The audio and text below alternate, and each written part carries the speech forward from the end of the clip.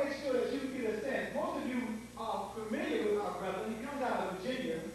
That is where they are blessed in that state to have him continuously supporting them from that vantage point, and that is his mode of operation. But he has been traveling across the states for years, supporting us wherever we may be and wherever we may live. And his treatise on African holistic health is the template for whatever we're going to do to maintain sound mind, sound emotion, sound spirituality, and sound body. I'm going to read what was put together to explain his dynamic. He's a doctor of naturopathy, is a health consultant, historian, lecturer, and author of the largest selling African health book in America, African Holistic Health. Now, give it up. He has over 17 years experience in the holistic health field, and is one of the pioneers in traditional ethno-medicine, which is health-friendly based on racial biochemistry. Dr. Afrika is famous for his in-depth knowledge of diet, health, disease, healing techniques, herbs and supplements, history and culture.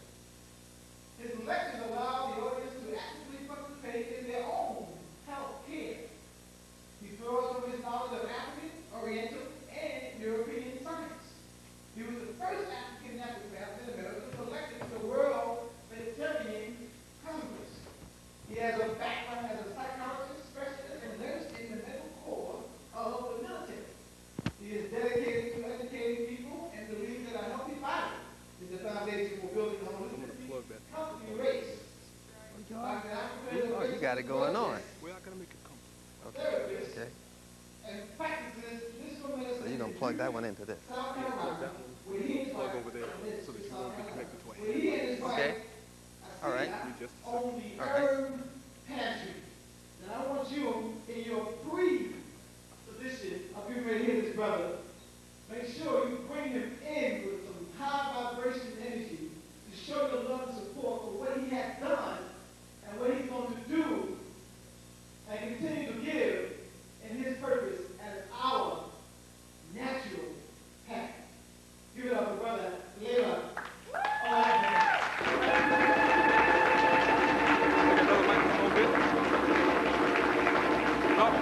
Talk. Talk. Okay, I'm talking.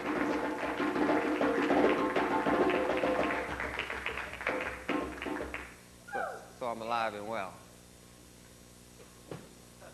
I just talked, okay? Oh, good afternoon.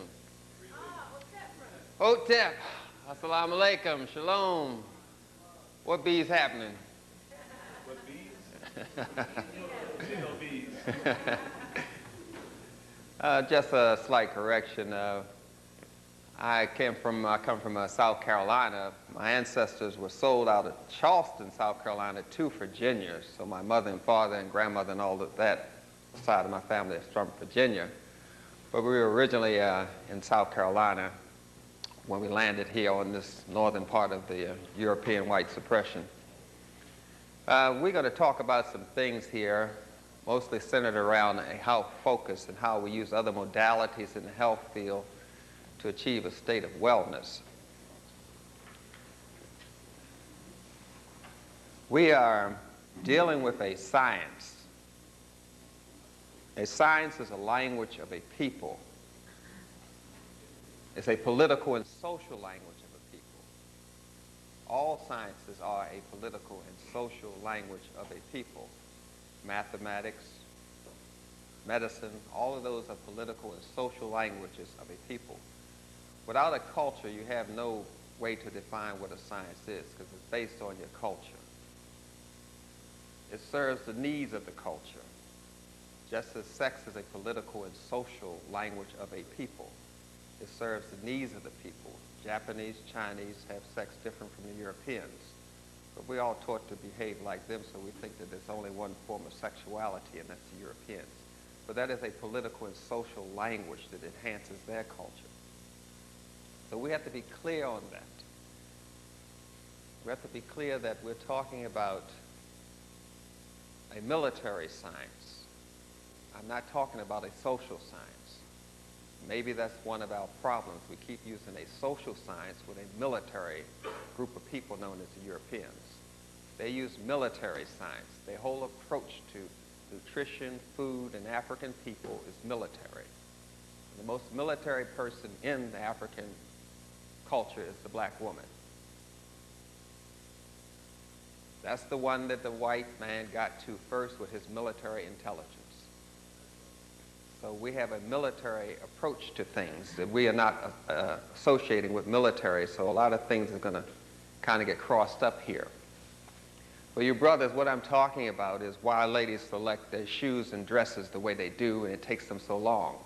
It's a tactical way in which they approach it. There's an objective to it. That's why it takes a while. What you think is just them selecting a dress or a pair of shoes. There's a purpose for it. It's a plan behind it, whether they're going to dress to enhance their dress to enhance their legs, dress to make another sister jealous. It's a tactic. It's a way you approach things. That's military. That's what I'm trying to get you to see, that we're already in a military mode. It has to serve a purpose. What we do is a political and social activity, and it has to serve a purpose, and that purpose is ma'at. Everything we do is directed toward ma'at.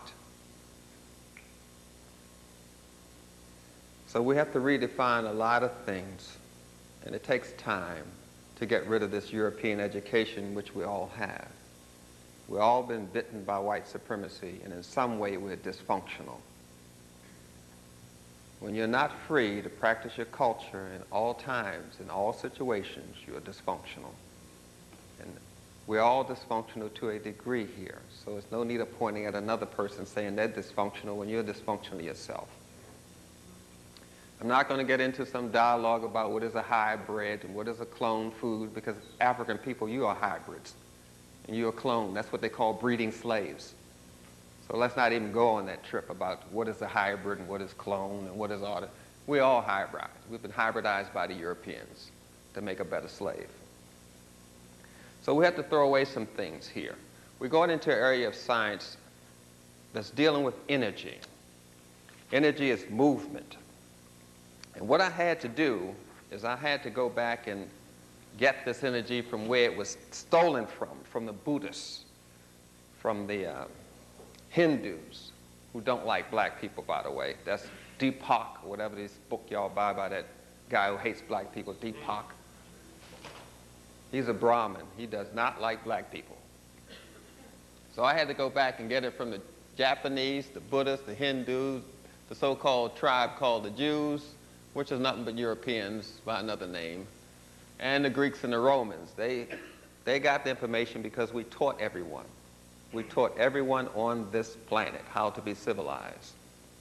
Even the things that we think are Native Americans are not actually Native American, it's African coming back at you. The feather of Ma'at, truth, justice, and reciprocity. That's why the chief wears the feathers on his head. That's African. All documentation says that. So I had to go to a lot of different thieves to get the information back again. Primarily what we're dealing with is energy. We're dealing with energy as we call it shifat. Energy is generally classified based on what we call in African science the male and female principle. The male principle being science and the female principle being art. You cannot have art without science. If you play the piano, you're into mathematics. You cannot have art without science. You cannot have science without art. The male and female principle. It takes two to tango, as the old folks would say. So under the male principle, we have Osiris, we have the colors orange, we have hot, we have energy that spins to the right, we have serotonin, we have adrenaline, we have carbon, we have day, we have electricity. Male is electrical, female is magnetic. It's just the way we classify energy. We have colors that are male and colors that are female. I'll show you that. And under the female energy principle, we have Isis, Some of you may be familiar with that. We have melatonin, we have the growth hormone, we have sleep, we have oxygen, we have alkaline, we have night. This comes under the female principle. And Brother Keaty, it's a blessing. And all this information I give to Keaty, because he gives to me. As Khalid gives to me, I give back. That's all I'm doing is just giving it back. And I don't know why you're rushing to write it down, Keaty, because you can have this transparency. You know, I give it to you, no problem.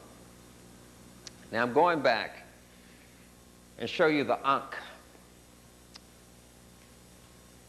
We are wearing what is known as a cosmetic ankh.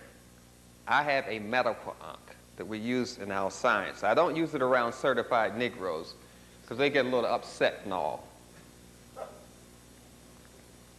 But this is a medical ankh. This is what we use. We use this, what people call a chicken leg, chicken wing. Your grandparents couldn't get a hold of this instrument, so they used the breastbone of a chicken. Oh yeah, they were quite African. And this is a medical ankh. You know where I bought it from? Some white boys who stole it from us. And you use this and it jumps to the vibration that's out of order. So you can go along the torso of a person. If something wrong with the liver, it's going to jump there. See?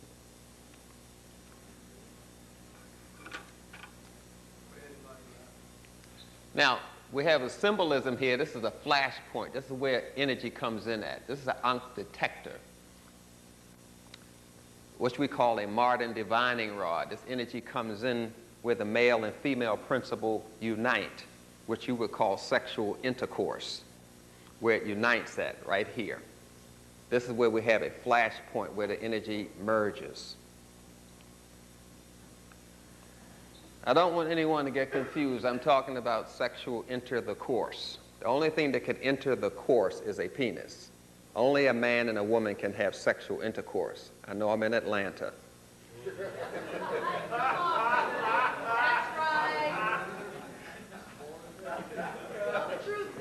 A male and a male can masturbate each other, but they cannot have intercourse. A female and a female can masturbate each other, but they cannot have intercourse. That's in African science. Now, Europeans, they can have sex with monkeys and all that stuff, but that's a different story altogether, and I am going to go there.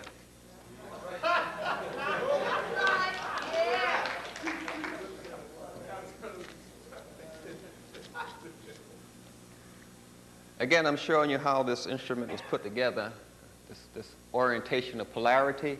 We use these terms because I was educated in the European school, and I don't want y'all to get confused because I'm very confused at times myself because sometimes this white man in my head says something and I have to put him in check. You know what I mean? But polarity just means north and south, male and female. If something is polarized, it has a male and female. It's just another way of saying it.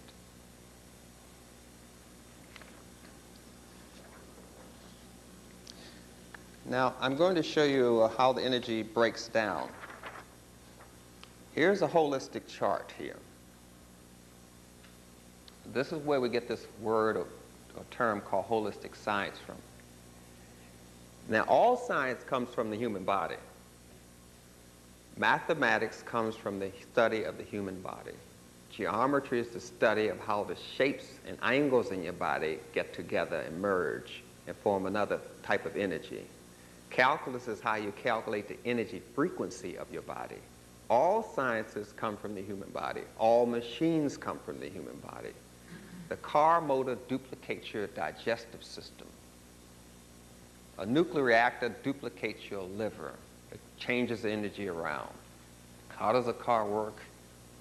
You put the gas in the tank, but the car cannot use the gas in the tank. It cannot run on that. It has to change it into something. It changes it into a vapor form, and some spark plugs fire it off. You eat your food, you change the food into liquid. The liquid gets heated up to 98.6 and gets changed into a vapor, and it gets sucked in some tubes called a villi that's in your intestines, which are little straws, and then an enzyme fires it off. The car motor is a direct duplication of you. All you have to do is know thyself. The camera comes from your eye, the speaker comes from your ear, the antenna duplicates your hair. Every instrument that you can name comes from the human body. This is God's top performance here. So don't think you can get lost. When you're studying African science, it's going to make you more connected to nature, more connected to yourself, and more connected to God. If it doesn't do that, then you are not studying African science. You're studying the political and social language of the Europeans. Science should make you more spiritual. It's the whole purpose of science. All the organs and muscles in your body are named after gods. Cepho. You say bicep, tricep. That's Cepho. That's the head god. That's the god that's trying to make rhomboid unite with deltoid. All the muscles in your body are named after spirits and God. If you study the muscles, you're studying a spiritual system. Even if you study the bones, you're studying a spiritual system. It's just that the Europeans don't want you to make that connection. Hippocrates kind of broke that up. He said, no, let's call this science and keep God out of it, because it's bad news. Now, we have colors. Each bone in your body creates a color when it's struck and vibrates. It creates a musical note. And it creates a color. And it creates a sound, which you may call a letter.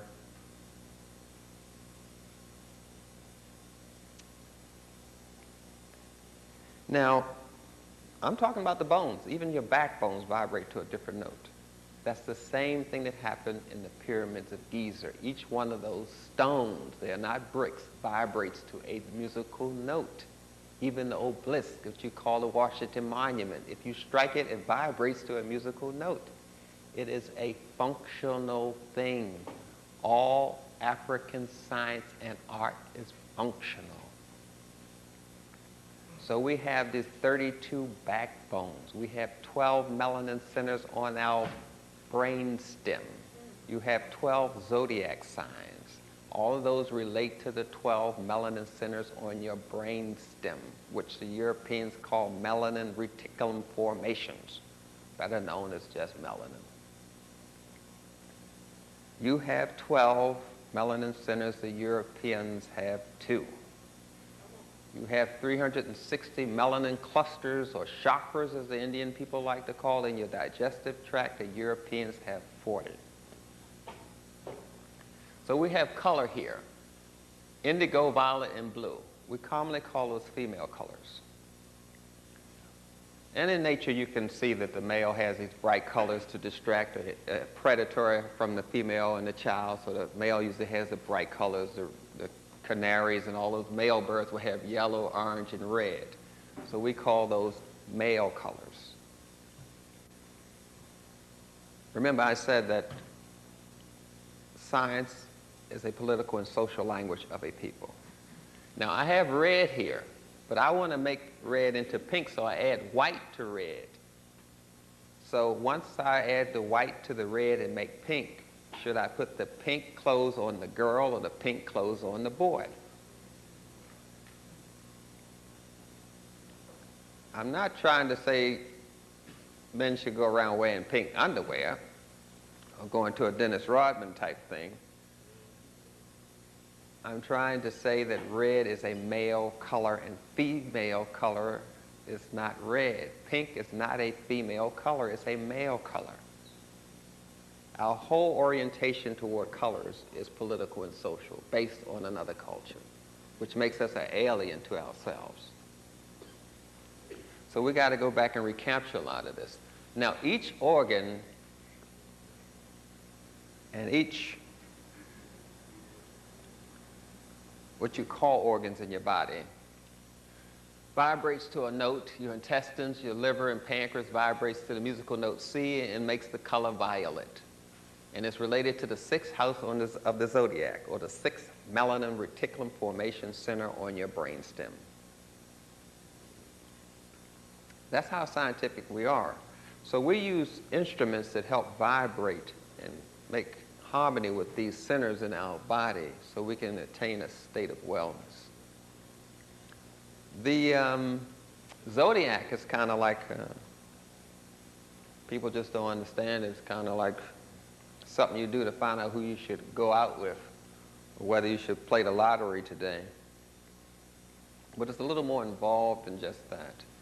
It's been kind of abused by the public, newspapers, but it's ancient African science, and all of us older guys in the medical and sisters in medicine know how to do medical astrology. It's just part of the kit and caboodle that we use. So I do medical astrology as well. So we have these centers that are related to colors and related to zodiac houses, which all spells energy. That's why we can use these instruments like this tuning fork,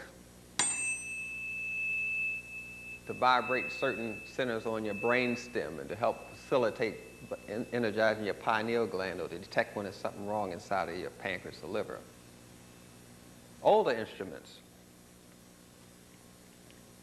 I normally don't use these instruments, as I mentioned before, around groups of people. They're not open to it, because I don't want to scare people.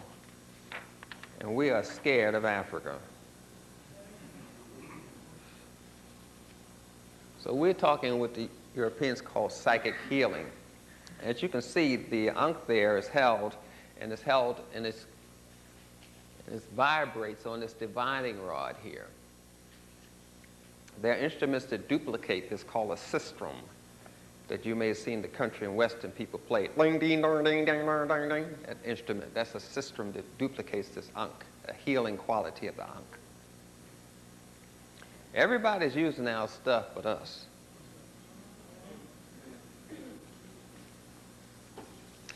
Now you can go back to the ancient drawings of the pyramids, and you'll see these centers that I referred to right here. And you see where this animal is biting in the center, the meeting point, that's where green is. And you see the male and female colors, and you see the symbolism over and over again. And it has names, Ikmer, Shechem, and all the Kemetic names to it. But this is the functionality of the symbols. It had more than just a sound quality to it. It had a medical quality to it. Now, all energy spins. You know when you flush the toilet, the water spins around. If you're having a healthy bowel movement. Otherwise, you probably clog it up. But you'll notice that the energy just spins around. So we know that energy spins to the right or spins to the left.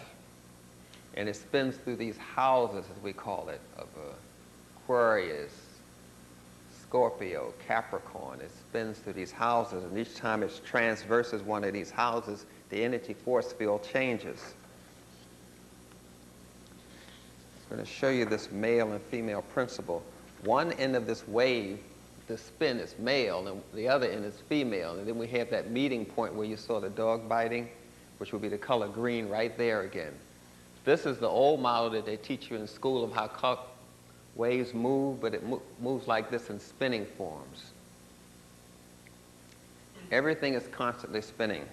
The planet spins. You spin. And what keeps you from feeling dizzy is something that hovers over your third eye, over your pineal gland, called your third eye. It keeps you centered. And here we have a functional drawing of that spin and the merger once again. Right there. And then we see with the wings of Isis again, the same duplication of this ancient principle.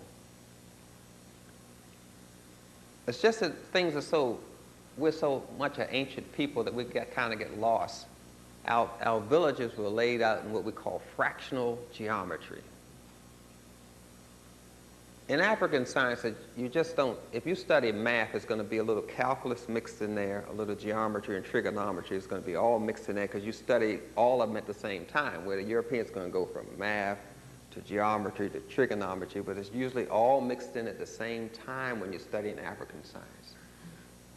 It makes it rather confusing for some people. Now, all instruments, as I mentioned before,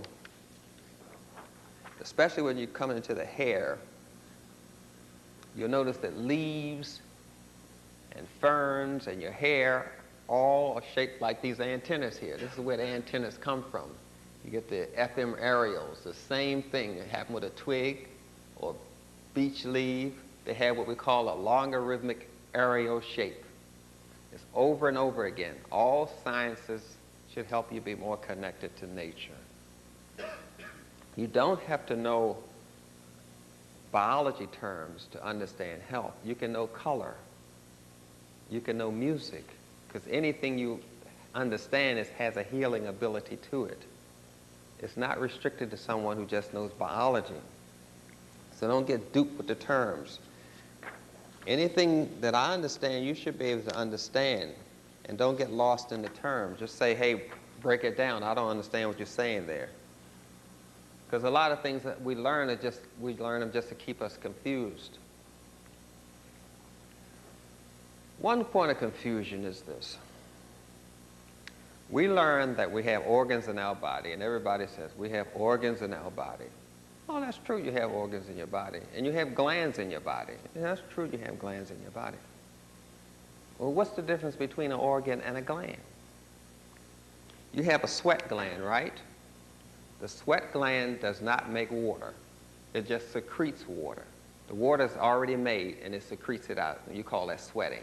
So we know a sweat gland, a gland period, secretes something, but it doesn't make the something that it secretes. You follow me? If it makes something, it's an organ. If it secretes something, it's a gland. It's a pineal or organ or a gland. It makes something. It's a pineal organ, not a gland. Does the thyroid make something? Thyroxine? Yeah. If it makes something, it's an organ. It is not a gland. The thyroid is an organ. It's just that the Europeans have such a low amount of melanin that the organs behave like glands. So they tell you all of them are glands. Why not? So you can't obtain a certain level of wellness because you're treating your body like it's a white man's body. Carter G. Woodson said this better than myself. He said we have been miseducated. And it's in science too. We have been miseducated. Do cells divide? Sure. Everybody goes to school. So, yeah, cells divide.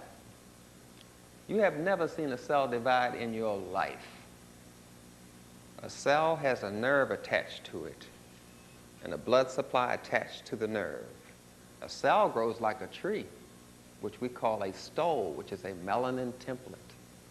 And then all the branches, the mitochondria, endoplasm, reticulum, grows like leaves around the melanin root. Cells grow like trees. Corpuscles divide. Cells grow. So you have someone who's been studying medicine or biology, and you come in their office and they're trying to treat you. Here you show up with all of these cells, and all they've ever studied was corpuscles. So how are you going to get this so well with this person when they treat you like a corpuscle and you made a brain cells, nerve cells? It's just that we have been totally, thoroughly miseducated because we have never been taught the word melanin.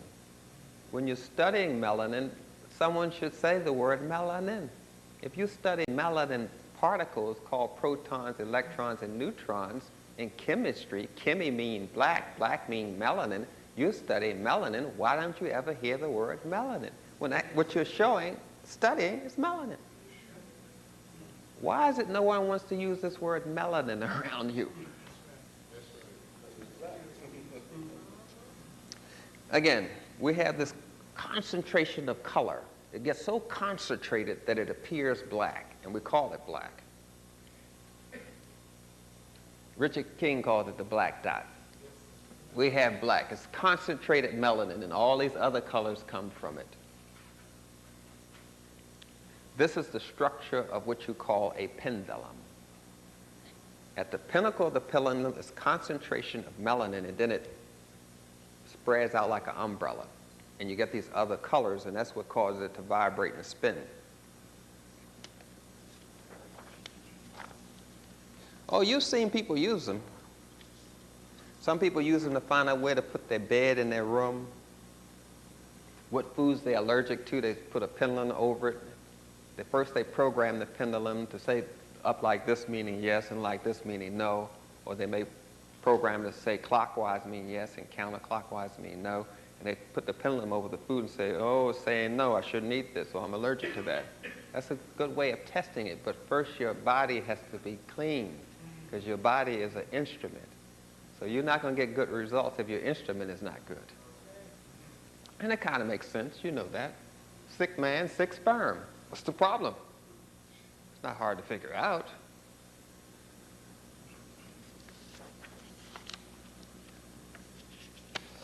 Maybe I shouldn't have used that word. It's not hard to figure out.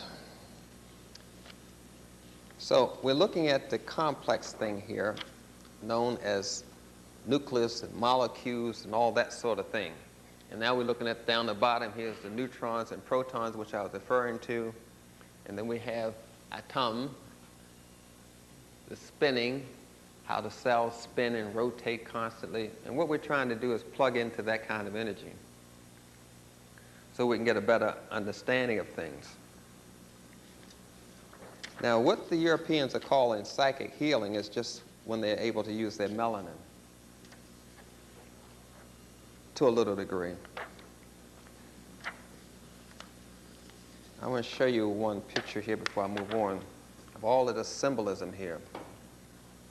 How we have the radiation of sunlight at the top, radiation and sunlight at the top. Then we have a divining rod right here.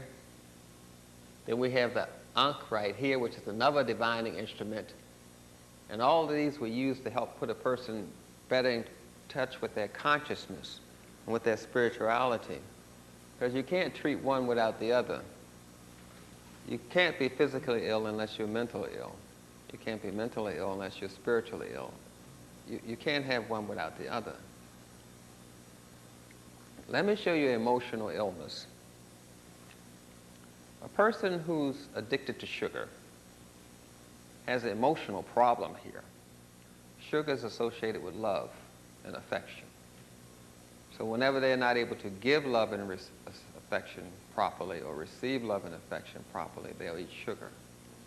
Because that's the emotional cause of being addicted to sugar. Sugar is associated with love and affection, your birthday, you know, Christmas, your Halloweenies and all that.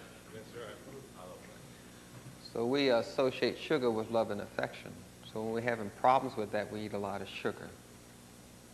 Lord knows if you're on a job and you want white people to like you, you probably eat a lot of sugar.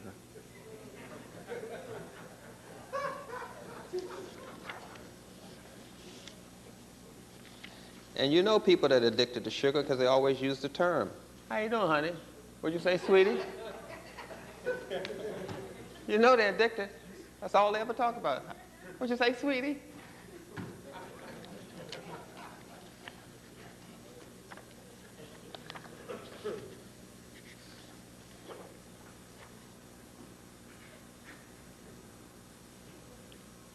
So I'm showing you again how the pyramid was used functionally. At the top, what you call the capstone is where the energy converted. See, energy changes direction. It can go this way, and then it changes direction and come back. And whenever energy changes direction, we call that ground. The energy is grounded. It's like the electrical symbol, or electrical signal that comes from your brain to go to my arm and say, arm, move. The electricity goes down this muscle, and then it gets grounded. It changes direction. It comes back to my brain to say, I have moved. It's sort of like an electrical stove in your house. If the stove was grounded, it would never get hot because the electricity would go right back to the electrical company. You follow me? But since it's grounded in that hot plate on top of it, it causes a lot of heat. It's not grounded. It just ends there. So if the electrical signal comes from my brain to my arm through my muscle, if it ended here, this arm would heat up.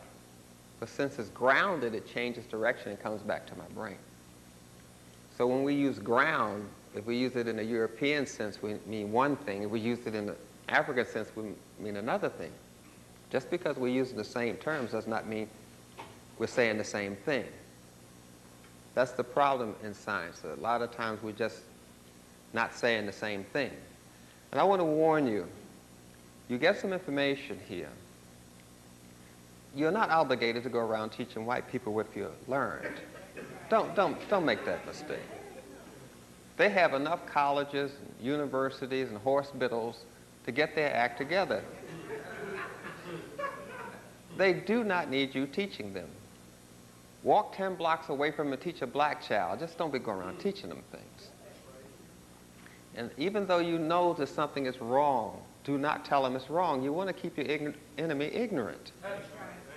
Don't go around educating them. And I'm not trying to take y'all through Racism 101. I'm just trying to let you know some basic things here. In a medical situation, never tell a doctor, even if it's a black doctor, that they're wrong, because they get upset and they're liable to hurt you. Just tell them that, you know, you practice some religion that meets every Thursday in a phone booth and eat watermelon. And that's why I won't take the vaccination shots. And they will not bother you. Believe me, trust me, I won't bother you. Well, I know they won't.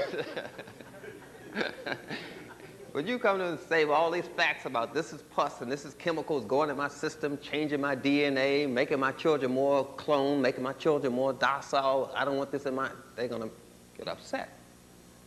Don't do that.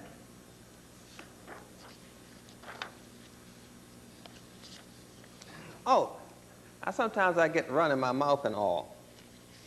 My wife's sitting there, and we have a health newsletter, African Health Newsletter. It has a lot of good information in it. If you wanted some applications here, and you can see Asila and get some more applications. Asila, why don't you stand up so people know you? She has it right there.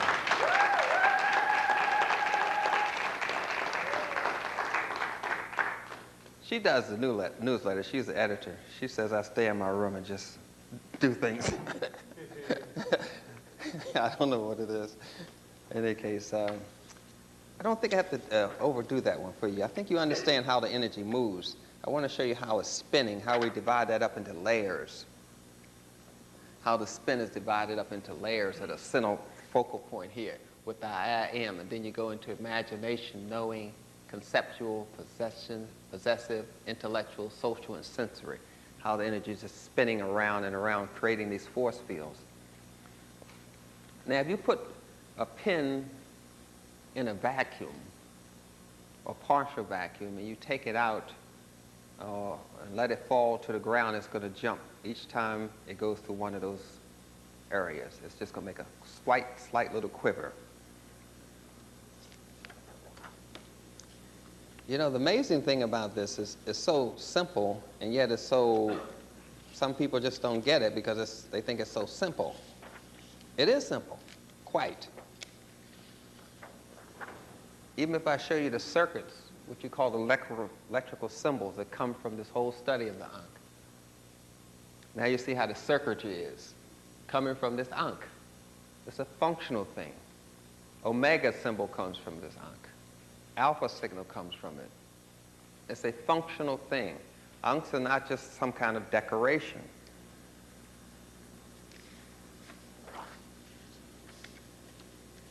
Now, I want to digress a little bit here, because people always ask me these questions like I'm taking away everything that they want to eat and all. And I'm not trying to do that. So I'm just going to come off the psychic level here and just go right on the ground here with some basic things. There's some basic kind of things. Protein, because people say, what am I going to eat? So I'm more psychic, so am I more spiritual. What am I going to eat? You done took away everything, like doo-doo burgers and everything.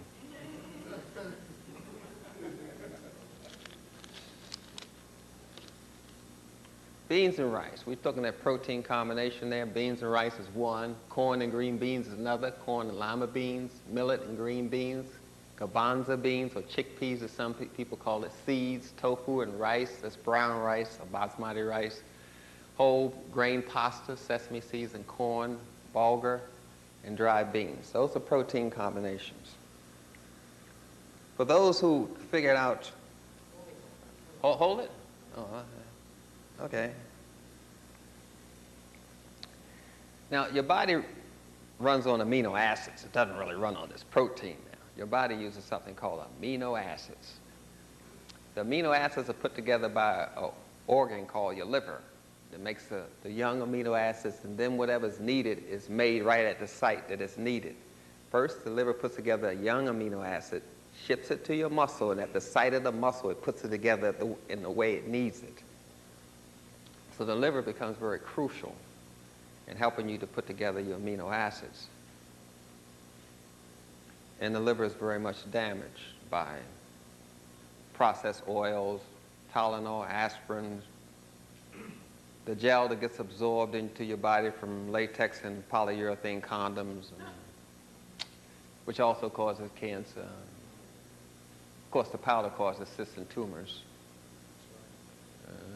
Then the liver gets attacked by air pollution, radiation pollution, something that I've never been able to figure out yet in my life is scented toilet paper. I have problems with that today because I know your ass can't smell it, and I just don't understand today why people still use it. We've been so hoodwinked. I mean, really, that takes me out. All of these chemicals get into our bodies, and it causes our liver to be compromised.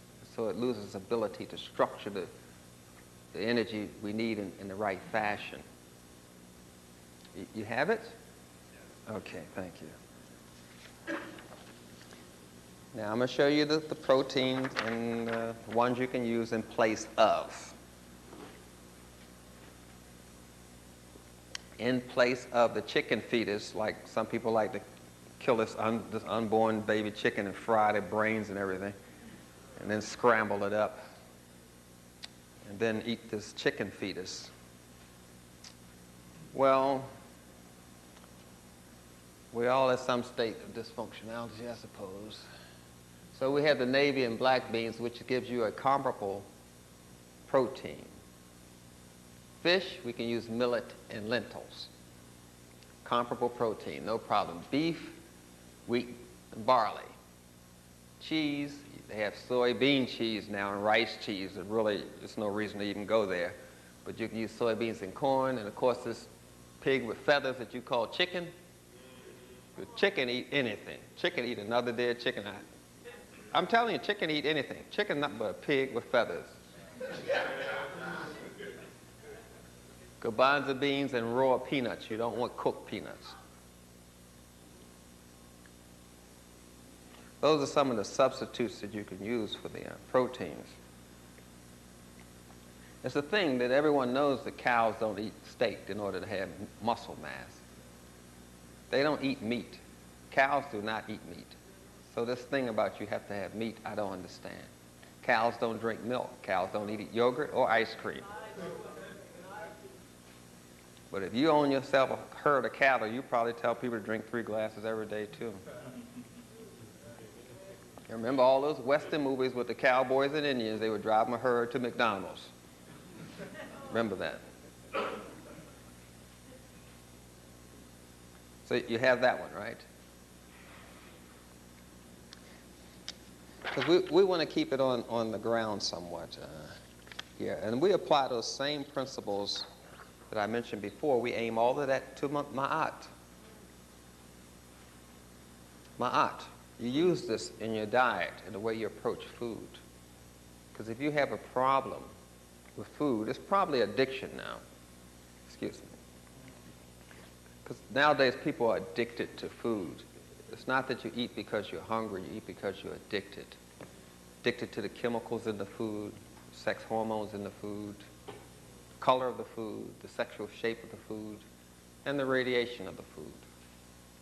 Because foods are radiated to make them more addicting.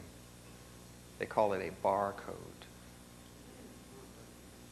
Because people are addicted to radiation.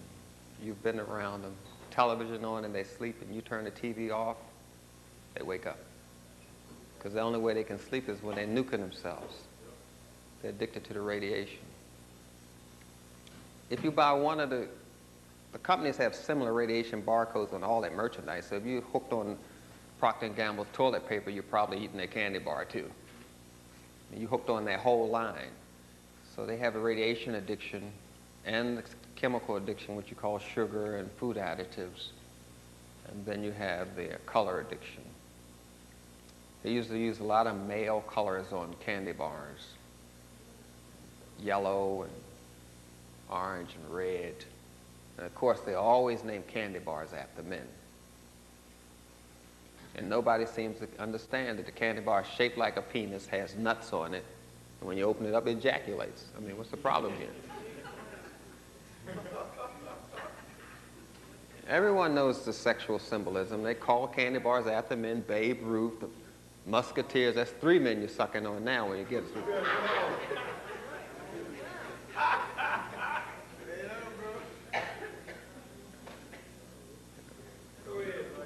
You understand the sexual symbolism. Now, I see brothers buying a hot dog, getting all excited when they put it between 2 buns.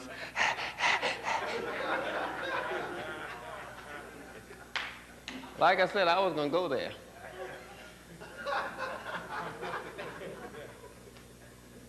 So what we have to do is get a hold of the addiction.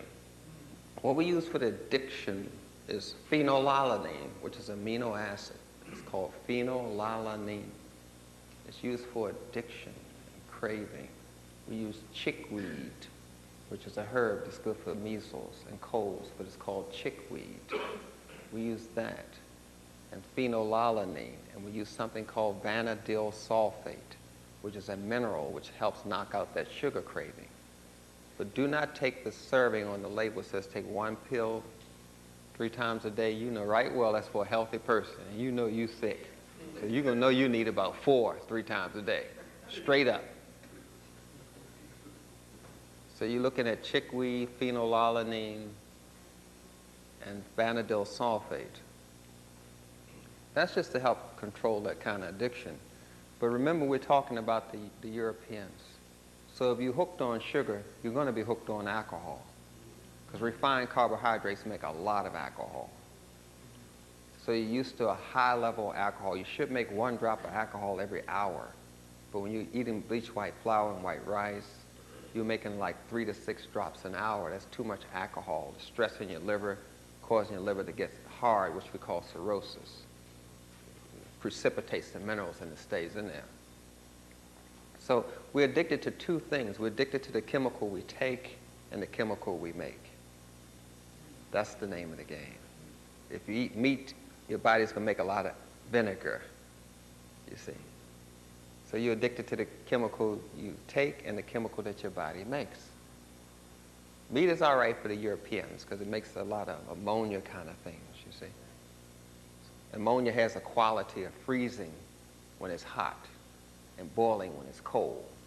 That's why the Europeans, room temperature, they can't deal with this. You come in here and say the room's too cold. That's because you got sugar, and the sugar makes the alcohol from you eating a lot of carbohydrates, but they're making ammonia.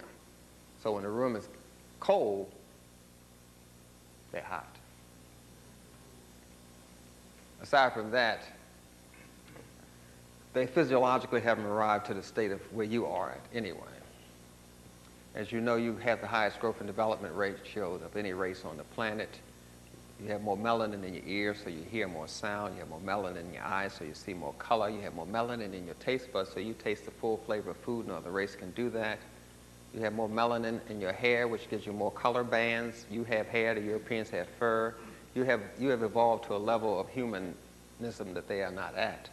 So it's no need of you comparing yourself to them on that level, not on a biochemical level or on some kind of way scientific level. And never argue with them when they're explaining themselves. They say, we have a problem with sex, believe them. Freud said they have a problem with sex. He studied white people, not black. So believe him. So just say it's a missing link between man and ape. Yeah, believe them. That's the white man. Believe him. If there's a missing link, he's it. This is straight up science. As you can see, I get disinvited to a lot of places. You know, even when I was here in Atlanta with the Sugar Hill gang, oh, y'all know this is the Sugar Hill. I'm not going to talk about the mayor. I'm not going to talk about the former chief of police. And I'm not going to talk about all the rest of them gay people in this town, because I'm a nice person. And they are victims of white supremacy, just like Michael Jackson is and Messy Jesse. Victims of white supremacy, just like Colin Powell, or is that Colin and Bowles? Victims of white supremacy, and that's how I view that. And I don't get all angry with our brothers and sisters, because they need help and we need help. We've got to get out of this thing together. So what we're looking at was when we examine people that are addicted to food, or yourself may be addicted to food, understand that it's on purpose. The food of 1950 is not the food of the year 2000. It's another chemical concoction. Now, you should ask yourself, truth, am I really hungry? Are you really hungry when you eat? Can you tell when you're hungry? Some people's intestines empties too fast, and when it empties too fast, they think they're hungry. Because we go by weight, we don't go by appetite. We say, I feel full. Well, what do you mean you feel full? Can't you tell when you're full? No, they have to say, I think I feel full. Because they're used to a certain amount of weight impacted in their colon, about 15 pounds of manure caked up in their colon. And they go by that weight. And when they don't have that weight in there, they think they're hungry. You can tell someone who's having digestive problems. They're either belching or farting. Or if they're doing both, they may blow their brains out. I don't know.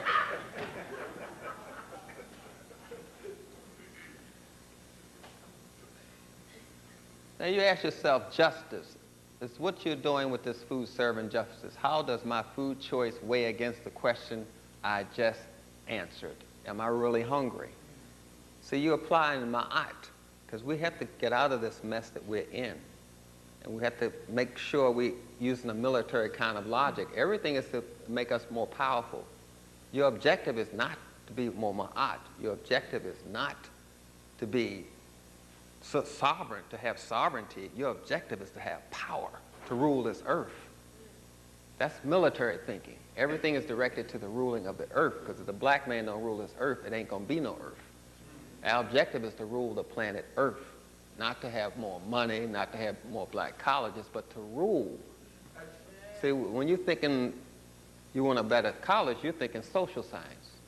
No, you want power to rule this planet Earth. That's what you want. That's how the Europeans think, whatever they call thinking, because actually they process information. Thinking is totally different from processing information. But that's another lecture. In any case, righteousness. Is the food worthy of God's creation, my body? Do you think what you're eating is righteous? Does it really make sense? If I were to give you a hamburger and tell you to put the hamburger in a bowl of milk and eat it, would you do it? Does that really make sense? You say, no, I wouldn't do that. Suppose I changed the milk to cheese. Would you do it? See? If it didn't make sense, it didn't make sense. Now why all of a sudden it makes sense? That's because you're crazy. That's why it makes sense.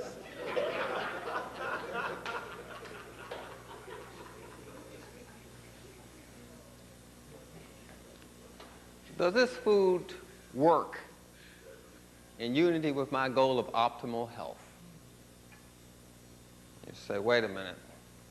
Does what I'm doing really make sense? Now, I know God knows what God is doing. Can we agree on that? You know, okay. Now, if God wanted salt on the tomato, God would have put more salt in the tomato. So why is it every time God makes something, you say something wrong with it? Put some salt on this, some pepper on this? Get a grip. Everything that God made is something wrong once you put it on your plate. Everything. There's sugar in the milk. There's sugar in the milk. There's sugar in the processed corn oil in the store. Even the perfumes that we like have to smell sweet or we don't like it. And we don't see that we're addicted to sugar. The perfumes have to smell sweet even. We're so addicted to sugar. So everything has to be changed that God likes. Everything. That's because we have a slave and master relationship with food. We do. See, food is your slave. Food is supposed to serve you, give you nutrition, give you energy. Food is my slave. Sex is my slave. Sex is supposed to give me an orgasm, give me pleasure. Where did we get this slave and master idea from? Why is food a slave? Why is sex a slave? Where do we get this slave and master idea from? Why does everything have to be processed? Why do they have to take the whole wheat and change it to white flour? Why does everything have to be processed? Why do you have to make everything into a Clarence Thomas? Why is everything processed? You know a processed African is a Negro. You know that. There's nothing more processed than a Negro. The food's processed, we are processed. Slave and master, slave, everything. We apply it to food, we apply it to our relationship. Where did we learn this slave and master stuff from? Look at here. I'm going to process some whole wheat. I'm going to take this whole wheat and I'm going to take it to a factory. And the factories has machines in there that duplicate your kidney, your liver, your pancreas, small intestine, large intestines. Or I'll take some sugar cane to the factory. The factory's going to eat the sugar cane. The factory's going to eat the whole wheat. And when it finished eating the whole wheat in the sugar cane, we call it a processed food. A processed food is a bowel movement by definition. If you eat an orange, your intestines, liver, pancreas, are going to process that orange, and what comes out is a totally processed food known as a bowel movement. Hey, so if you go to the store and you buy bleached white flour, you buy white sugar, what are you buying? A bowel movement. You said it was processed. They're not hiding. They say it's processed. What do you think process is? Metabolizing. What do you think they did to slaves? Processed them, denatured them, changed them. They say, I ain't no African, I'm American. They totally processed, and the food is totally processed. It's the same logic. You study the white man once, and you never have to study him again in your life, because he'll never change. Never. It takes melanin to change. Melanin. The people with melanin make the changes. We invented the calculus, astronomy, architecture, engineering, medicine, because melanin is a change agent. Without it, you can't change. Fact. You're talking about someone with the least amount of melanin, you're expecting them to change. Get a grip. The Food and Drug Administration, the Federal Aeronautics Agency, FCC, FDA, all of those are agencies put about because white folks don't know how to change. They are there to police them. They don't trust each other. That's why they're there. That's why it's there. That's why they have these agencies to police the films, to police the... Because they're out of control. And you want them to change.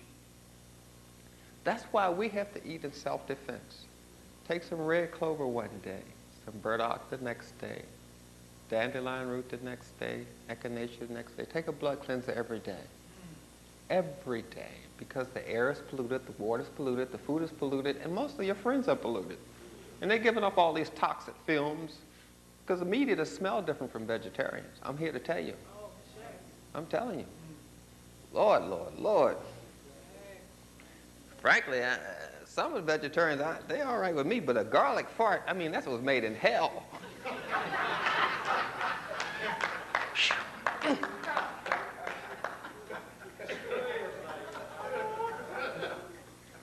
Anyway, nothing personal. Please. So what I'm trying to say is you don't have to look for a solution. The solution is to get more into your psychic ability, more into your spiritual ability. It's already there. We have to get more into it. In order to get more into it, you have to throw off all the luggage and stuff that's stopping you from getting into it. You got to stop listening to that little white man in your head. You got to throw off all that luggage so you can get more immersed into your spirituality, more immersed in your psychic ability, because it's there. We're the most psychic people on this planet. The more melanin, the more psychic. The more melanin, the more civilized. The more melanin, the more intelligent. We got the juice. Everybody runs off of us. The people, the brothers and sisters come here from Africa, they come here to Africa, go to schools, and these schools were founded on slave money. They're running off of our juice. Yeah, everybody's running off our juice. Stolen from us. Edison, a thief. A total thief. I'm telling you, the man is a thief. This other boy, Einstein, give me a break. A thief. What did he say anyway? What did he say? I'm telling you, Elvis Presley, a thief. Every time. We're the only thing that's going on. The only thing that's going on in this planet is black man and a black woman. There's nothing else going on. Everybody rips us off. I'm trying to tell you, rip your own self off for a change. Don't let the Koreans start taking from our own selves. Go back and say, where did this stuff, nutrition, come from? Africa. Well, why did they have no cavities? What were they eating? Go back to eat some of that. Fresh fruits and vegetables. Sprouts. Go back to say, this is a spiritual relationship I have with food. It's not a slave-master relationship where I'm taking from the food. I give to Mother Nature gives to me. There's a reciprocity here. This is my art. We go back to that, and we can recapture some of this energy, and then it won't seem so weird when we go into our grandmother's house and she say, son, don't put your shoes under the bed like that, because you may not get out of the bed. Turn your shoes around, have them facing out. You see, when they start talking all these old spiritual things, because these are what you call today icons. It connects her to Africa. What little piece of Africa she could have, she had that. And you saying there's something wrong with her. No, something wrong with you, because you don't understand what's going on here. I'm telling you, my grandmother died about a couple of weeks ago, and her mother was a slave. This is our last connection to slavery. She was like 99, something like that, and her mother was a slave. And so my grandmother didn't talk much. So we were little, say, why don't she talk much? You know, she didn't have no girlfriends, like ladies today call up each other. She didn't have no friends like that. We didn't piece it together till at her funeral. The slaves did not have friends because their friends would be sold. And they didn't talk much because they may get in trouble. So you couldn't talk much. They were very quiet. And she gave us a biscuit and butter on it for lunch. Because now I have slave narrative books I read. That was a big deal meal for a slave. So she thought she was giving us a big meal. My brother used to eat it before he went to school because he didn't want nobody to see his butter and biscuit lunch. You know? That's right. But to her, raised by her grandmother, that's what slaves ate. She was feeding us like a slave, which is good. Because that history was forced on us. Whether we liked it or not, it was forced on us. Sometimes we run out of bacon, and she just poured the grease on the bread. Because we could, hey, what you frown about? Anyway, look at here. We couldn't afford the bacon, so we saved the grease. I'm telling you. And we just poured the grease on the thing. I'm telling you. And she kept a little can of grease there. Because she used that grease. We get a cold, she fry some onions in that grease and put it on our chest to pull out the mucus. That grease was a medicine cabinet. Then our legs was ashy, she said. Before we went to church, she'd rub that grease on your legs, be shining. Man, you slip out of your own drawers. There'd be so much grease on you. But I'm telling you, it was a whole lot in that little things that she had was connected to a whole world of Africa. But we were just little kids and we just didn't pay any attention to it. She would write little notes and leave it inside of the wall because she didn't want evil spirits. If an evil spirit come in the house, they had to stop and read the note. You know, my grandfather kept a whole refrigerator full of newspaper. He said something's after him, so he kept newspapers. He spread it around the house so spirits wouldn't get to him. Had to read the newspaper. But he was a little wacky anyway. You know, he told us he was an FBI agent, and we believed him. We didn't know he was leaving the house every morning to chase women. We thought, oh, he's going to see agents. We know. He said, I'm going out, I got this case to solve. We said, go, Grandpa, go. Chasing women. He was so much of a dog, he ate Alpo for breakfast. Look, I better stop so I can answer some questions here. I'll stop the formal part of the lecture and answer some questions. Thank you.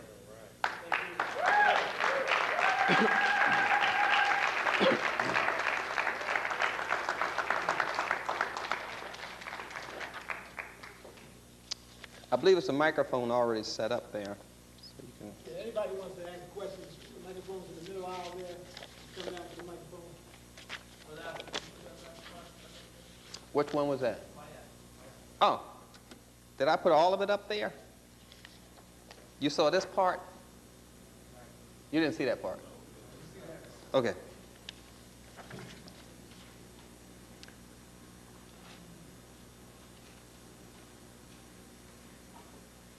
So a lot of people have different needs.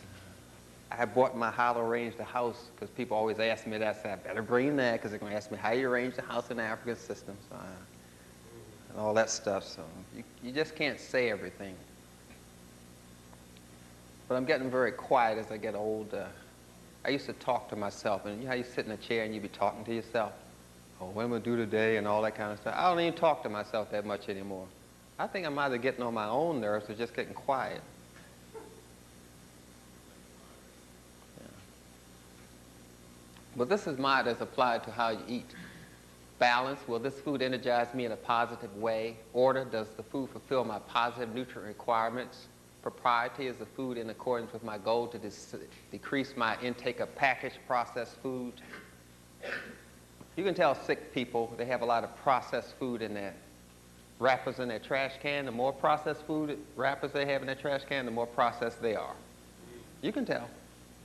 They have all of this bags from McDonald's and this and that. The more processed stuff in the trash can, the more processed they are. And of course, compassion, do I have kindness and a healthy understanding of my body so that I do not feel deprived by not having fat and high-calorie foods? Reciprocity, is taking this food into my temple going to reward me with optimal health? Yes, sir. Thank you, Brother Afrika. Thank you. I want to ask you, what's your take on the issue of blood type? Are you familiar with Eat Right for Your blood type? It was based on some research that says that Europeans were here over 1 million years ago, and there's no documentation. The research is based on a lie, actually. It's not grounded. Scientifically, it's not. Thank you. Yeah. That's right. Very good. The information is good. If you have that blood type and you eat junk food, that's what's going to happen to you. That part's correct. So I use that part. Henry Bernardo. Yes, sir. When's your presentation, my brother? Tomorrow, brother. Tomorrow. Don't miss it. Good information.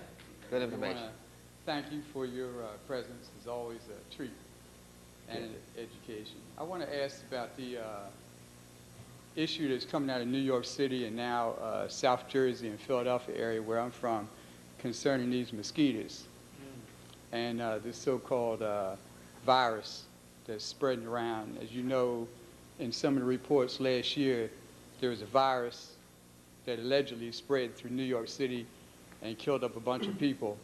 And now the early reports coming through the media is that both New York City and now Philadelphia too, and most of the cities in between are gearing up for a major campaign to begin spraying again this spring because they claim that new live mosquitoes have been found in new dead birds throughout these metro regions. And I wish you would speak to that issue, because there's a lot of people, when I do my travels through that particular area, there's a great deal of concern about this, and people are not getting any information whatsoever. Yeah, I know a little bit on it. Of course, Brother Keely probably has more on it than I do, don't you, Keely? Yeah, I've been working. Yeah, Keely would be the man for that. I do know they have formaldehyde in it. That's an ingredient in the spray causes birth defects.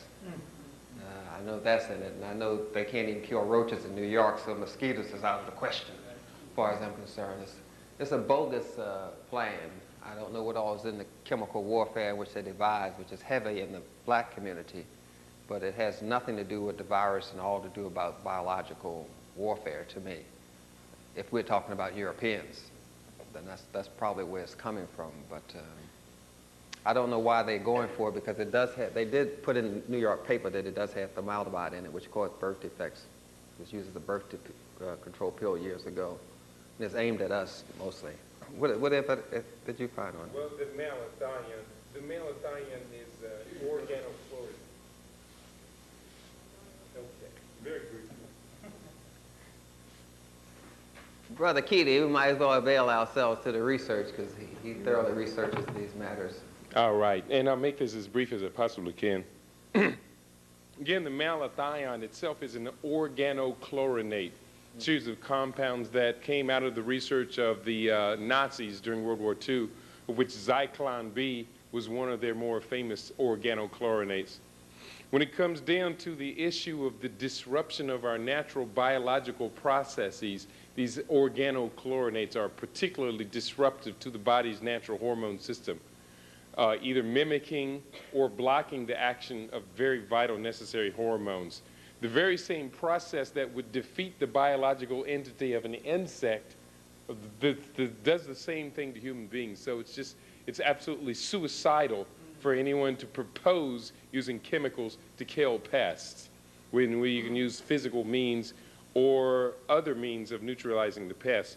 But the whole key about it is, and this is perhaps, this is what most definitely you did teach me, and I think is relevant here, is that we have this clinging on to the belief in viruses. Yeah. And as long as we cling to the belief of viruses, others will use us clinging to that belief to control us as they control the viruses of which we're afraid. So for you, Brother Dr. Afrika, can you clarify this very simple question? What is a virus? A virus, as far as science is concerned, not the social stuff that you've been told, as far as science goes, is a particle of a dead cell. It does not live, it cannot reproduce, and it does not grow. It's a particle of a dead cell. If you want to say where it comes from, it could come from some organ inside of the cell, like the mitochondria, or whatever the organ that died, they can get that particle from it. And that's where you get all these names from. When we break down that chemical in the particle virus, we call them mineral salts. Those are mineral salts, like sodium chloride, magnesium chloride, calcium chloride. That's what you call ashes to ashes and dust to dust. When you die, you turn into dust. When cells die, they turn into dust, but we call them mineral salts. So they are actually mineral salts, which are the things that viruses are made of. And you can always find minerals in a living thing. So it's for a full game there. But the issue about the virus is based on having a scapegoat. Scapegoat is a good thing, like someone dies to save you or something like that. You have to find a scapegoat for you messing up your own life and not wanting to take the weight. So we have a lot of scapegoat philosophies. I'm not being negative, I'm just saying we like someone else to take the responsibility of our life, be it Moses, Jesus, Muhammad.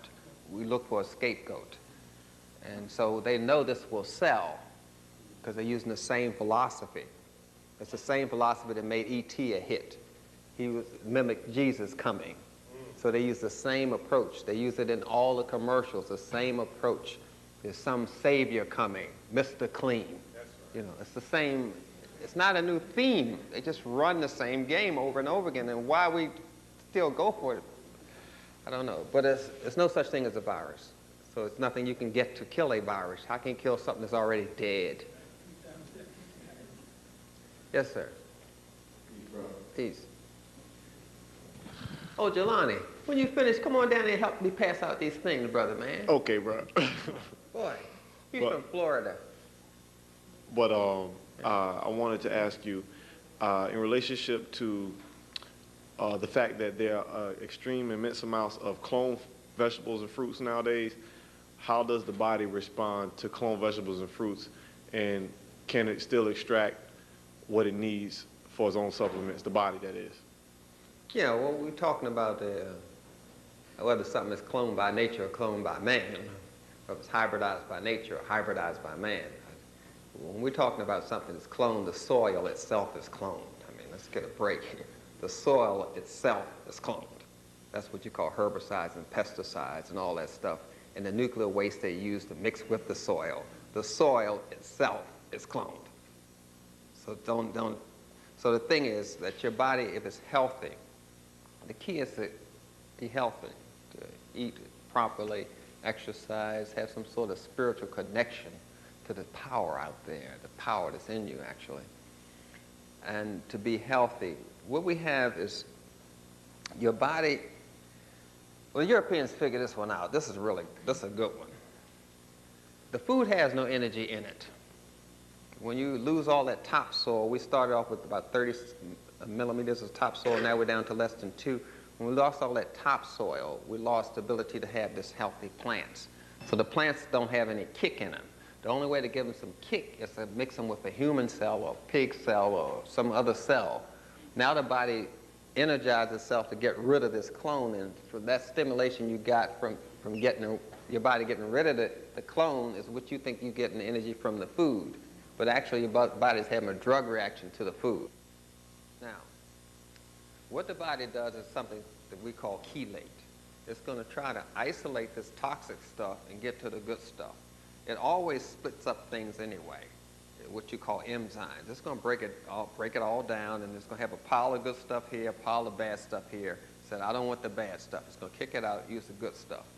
The problem with that is that it takes melanin to use this good stuff.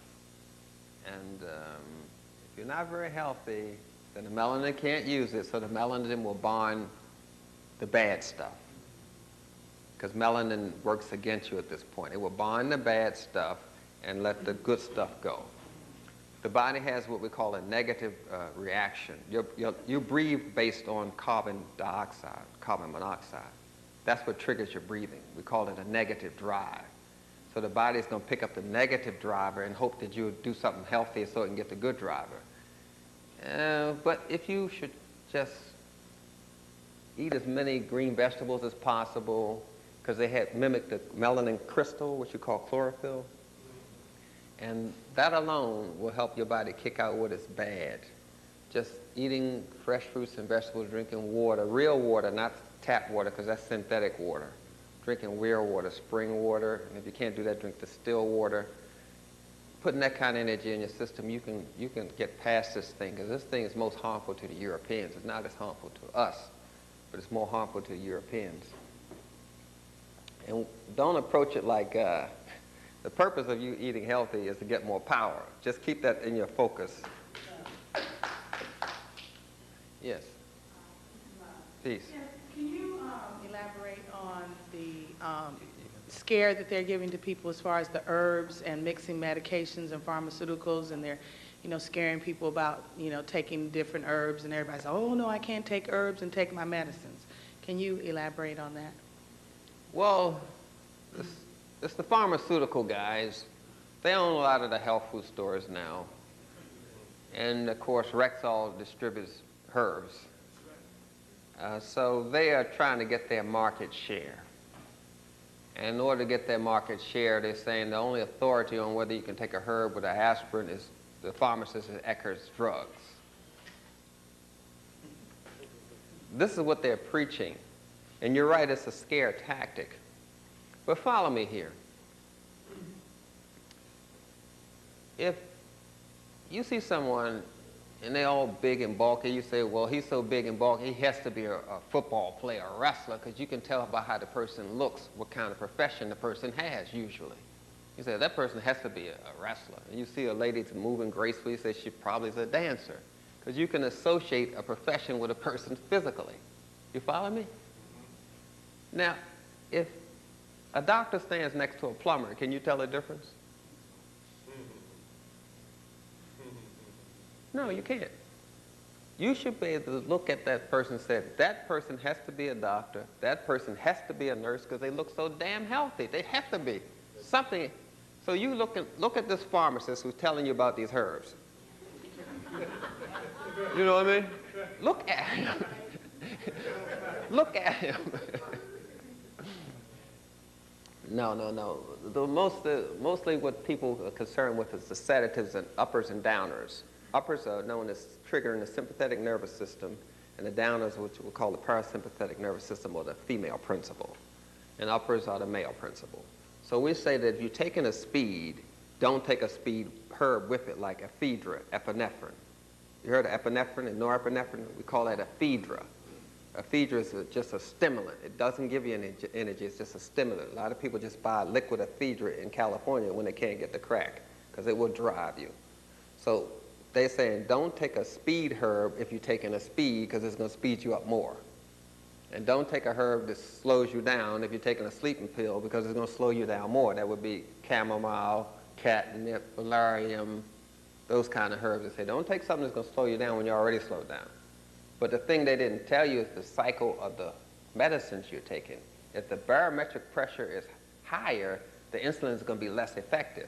Why don't they go back and tell you the weather and its relationship to the synthetic drugs? That's on a little audio I have on weather. It explains all that stuff to you, how the weather is a factor in taking aspirin, in taking antihistamines, and taking cough suppressants. The weather is a factor. The weather is even a factor in sexual intercourse. When the barometric pressure is high, there's all this weight on your circulatory system, it decreases your circulation. When the weight lifts off, you're going to get horny. All you're doing is reacting to the barometric pressure.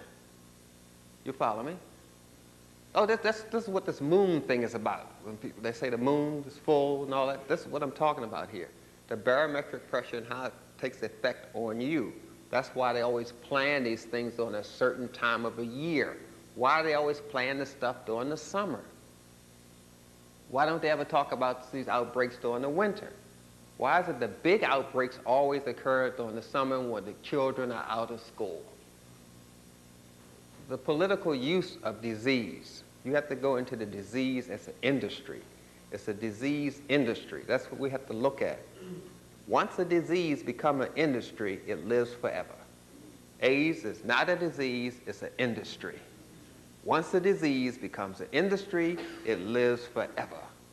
That's the problem. We are not looking at it militarily, like I told you before. The Europeans are military people. Don't you get it? They're fighting all the time. They have a military logic, and they approach everything from military logic. Disease is not to make you sick. Disease is to help them retain power. You have to look at it militarily here, because we're dealing with the pharmaceutical companies are controlled by military people. Ralston Purina, General Mills, all are controlled by military people. That's what's on their board of directors. Their whole approach to us is military. The people on the board of directors of Toyota are military people. The game is military, and we practice social science, going around singing some songs and marching and stuff. This is a military situation here. Marching is a tactic for power. If it's not working, scratch it. That's how military people think. Kwanzaa is a tool for power. You got to update it to get power. If you freeze it, you freeze your tactic. You got to start looking at things military.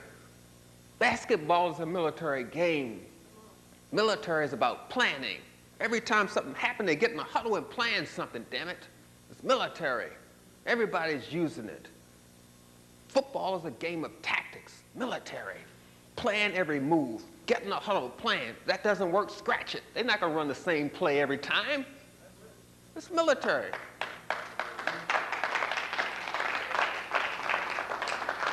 They know right well we're going to sing some songs and pour a libation for Brother H. Rap Brown.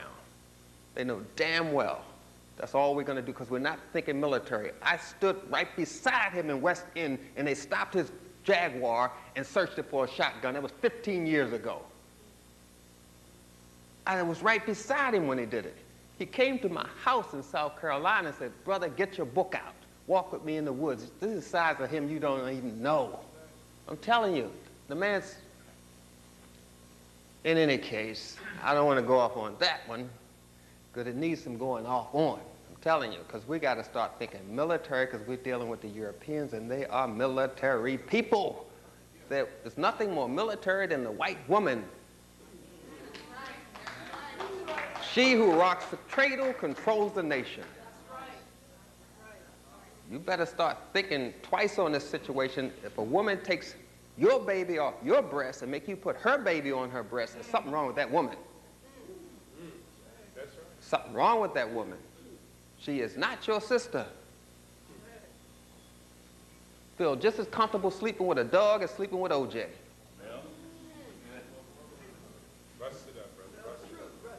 You know, I don't like to go there because, you know, really. Because I went to school, you know, and I went to school in Europe, and we used to go in the woods and just sleep with flowers and stuff. You know, we're just real passive kind of thing. I'm more at home with daffodils than I am with some people, you know. But that was long ago. Because I went to school with these crackazoids, Europeans. And we were around the lake with candles at midnight because they said the lake was upset. So we prayed for the lake.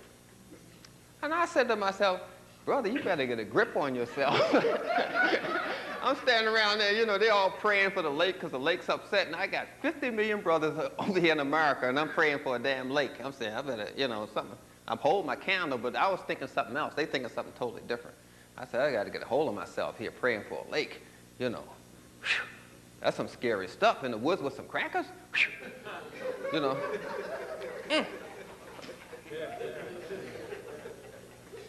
I didn't mean to bring that up. Ask me another nutritional question.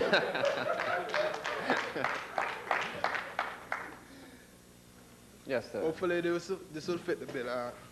Thanks for the lecture so far.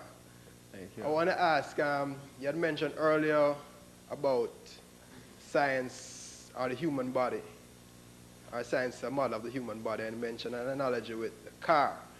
If a car is not functioning properly, you clean it out, you change the oil, stuff like that. Now, on the path to proper nutrition, you know we have been abusing our bodies for years, putting all that poison they call milk and stuff like that in your bodies. So to clean it out, what would be a practical solution to start out on?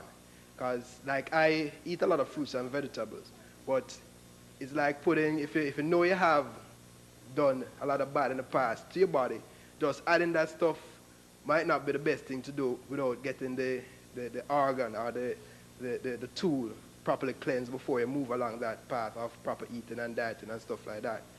I've heard of a method called colonic. I want to know if you have heard of that, or what, if that's a good thing to do, like that deals with the villi and the stomach, the bowels and stuff like that, getting the cleansers by that method, animals and stuff like that, just to hear your point of view on getting the body straight before you actually, yeah. Yeah, a valid question there. I'm mostly from a treatment background. And theory is good and all that, but I'm from a treatment background. I like to stress that so you understand that sometimes I've had to remove the bowel movement with my hands from people's rectum. Put on 2 rubber gloves and just digitally take the impactation out because it wasn't moving any other way. And sometimes I've had to use enemas, but I would mix the laxative herb in the enema, the senna, the cascara sagrada, make a tea out of that, put it in the enema bag, and squirt it in the rectum, rather than drink it and pass it through the small, large intestine before I get where I needed at. I went straight to the place. So it's according to where the person is in their wellness, what they need to further improve their wellness. So in some cases, the colonic is good. In some cases, the enema is good. In some cases, digitally removing it is good, providing that the brother is all right. Don't nobody get emotionally involved in that.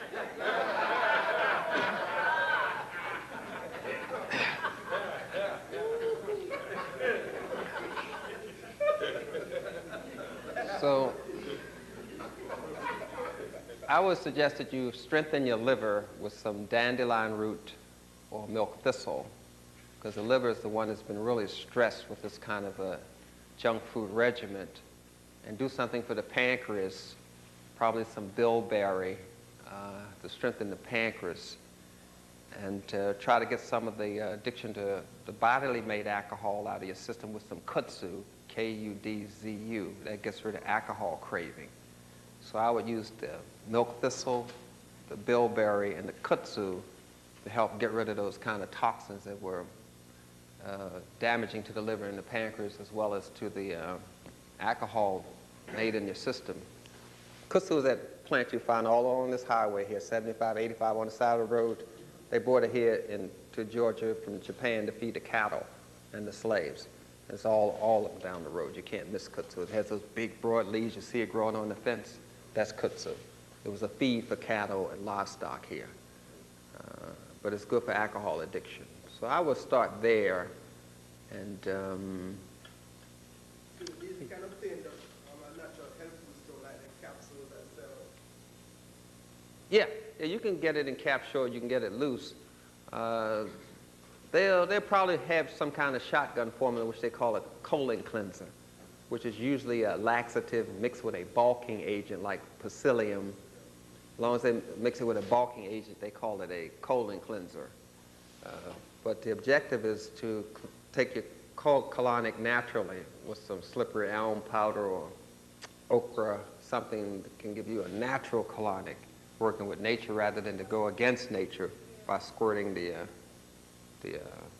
CKLS is made by Paul Goss, is a good product.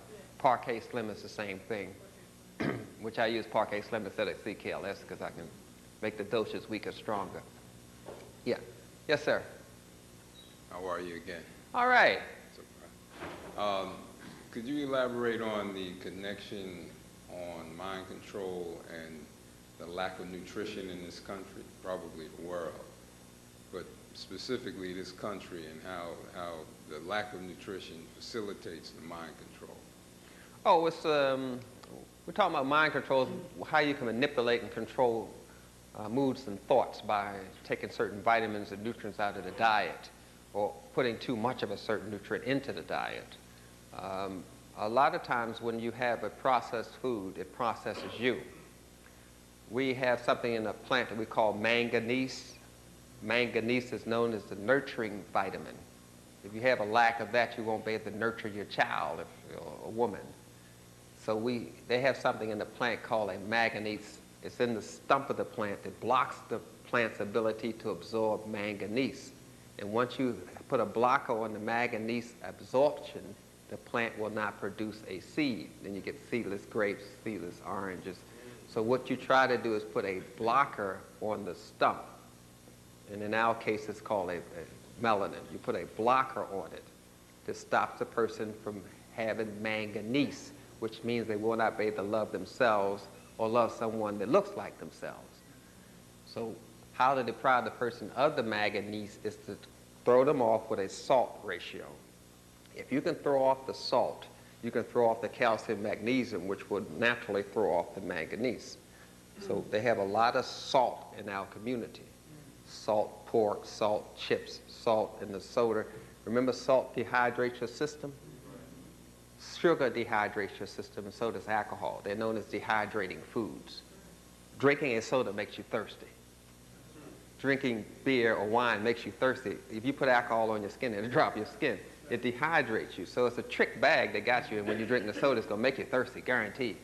So what they're trying to do chemically is to throw off the ratio of the calcium magnesium, which will throw off the manganese. That's what they're trying to do chemically. And they can do that with salt, or they can do that on a hormone level with a hormone blocker. Now, if you put I don't know just how to explain this blocker things. You have a signal that runs, remember, the messages in your body are transmitted by water. If you're into European science, you just measure information by electricity. Electricity is one, magnesium is the second one, but water is the primary element used to transmit signals from your brain to the rest of your body.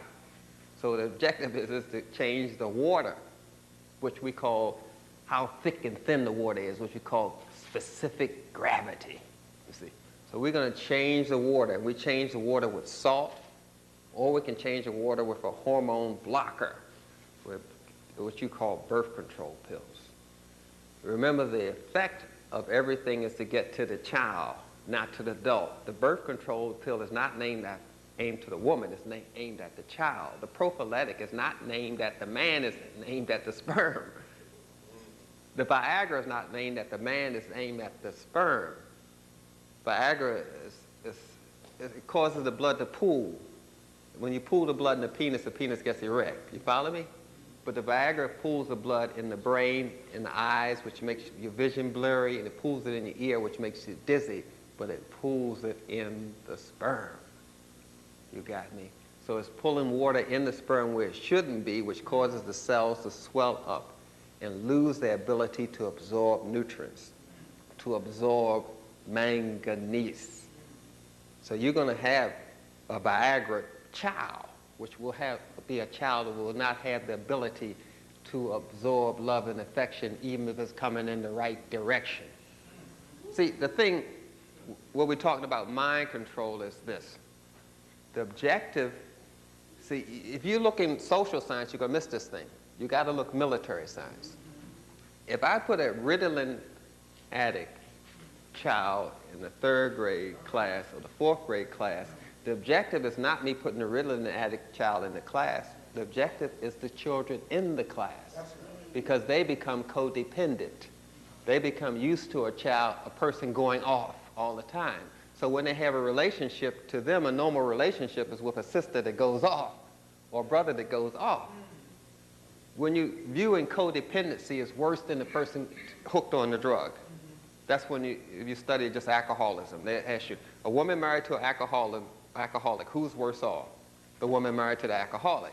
Because she's going to do everything in her power to maintain him as an alcoholic to keep herself in power.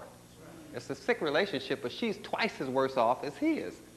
So what they're trying to do in mind control is to put a Ritalin addict in every classroom to create codependent behavior.